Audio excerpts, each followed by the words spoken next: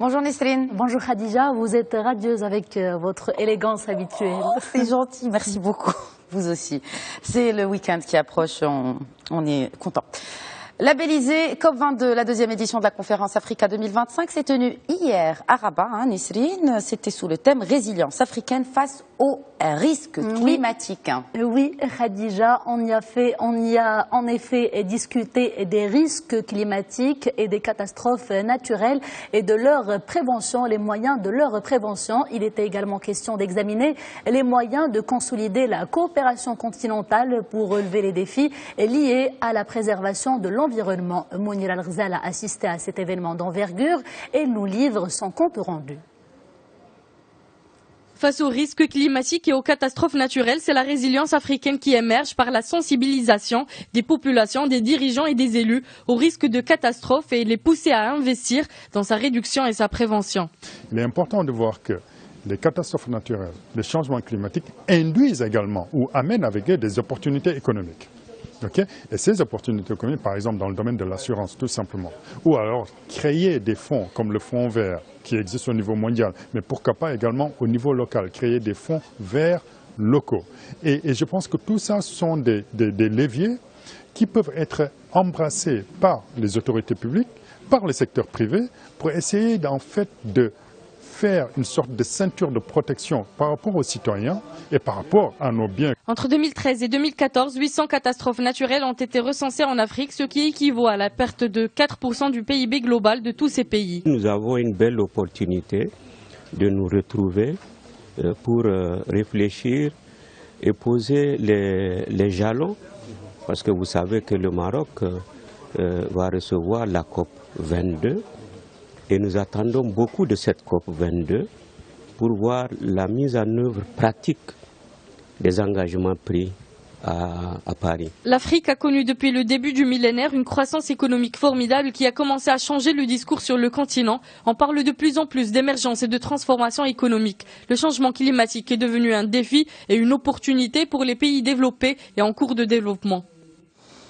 On parle économie à présent, Nesrine. Au Sénégal, le secteur cimentier a enregistré de très bonnes performances au terme du premier trimestre de l'année. Oui, puisque la production cimentière a connu une progression de 12,8% par rapport à la même période de l'année dernière. Cette bonne tenue du secteur est notamment expliquée par les exportations vers les États voisins de l'Afrique de l'Ouest, comme le Mali ou encore la Côte d'Ivoire, a souligné que les ventes locales se portent aussi bien. Elles ont enregistré 14,7%. Cela concerne toujours le premier trimestre de l'année en cours. Une performance en béton.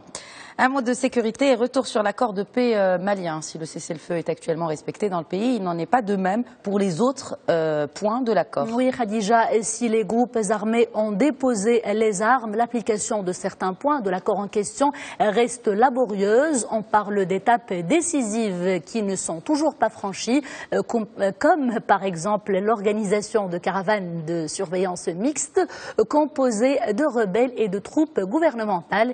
Il y a aussi l'installation des autorités de transition composées de délégués étatiques et de représentation de groupes armés, deux étapes qui font donc actuellement défaut alors qu'elles sont d'une importance cruciale. Selon le représentant de la mission onusienne au Mali, la mise en place des autorités intermédiaires sera le début du retour de l'administration malienne. On parle d'un retour effectif, Khadija. Et puisque vous parlez de l'ONU, le Conseil de sécurité a tranché l'embargo qui a été imposé à la Côte d'Ivoire en termes ou en matière d'armes. Eh bien, cet embargo a été levé. Oui, Khadija, la Côte d'Ivoire tourne ainsi enfin une page de la crise post-électorale qui aura duré 12 ans. Pendant 12 ans, en effet, Abidjan était interdite d'achat et d'importation d'armes avant que l'embargo ne soit levé hier avec effet immédiat. La résolution onusienne a été votée à l'unanimité. Elle salue, je cite, les progrès remarquables accomplis par la Côte d'Ivoire sur la voie de la paix et de la prospérité économique. Le président Alassane Ouattara s'en est bien évidemment félicité, déclarant aux Ivoiriens qu'il comptait sur eux pour traduire cette reprise avec la normalité en croissance économique. Direction le Burkina Faso, la Cour de cassation de Ouagadougou a annulé le mandat d'arrêt international lancé par la justice militaire contre l'ex-président Blaise Compaoré. Un mandat annulé pour vice de forme. Pour rappel, Blaise Compaoré a été inculpé pour son implication présumée dans l'assassinat du président Thomas Sankara en 1987 suite à un coup d'État qui avait porté Blaise Compaoré au pouvoir. Une affaire dont les tenants et les aboutissants ne sont toujours pas clairs et dont l'enquête peine à aboutir.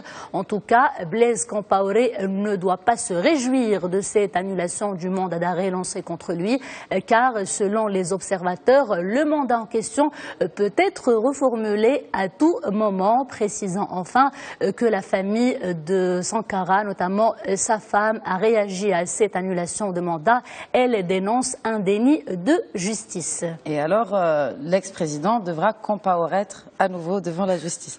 Oui, de bon matin, ça fait plaisir.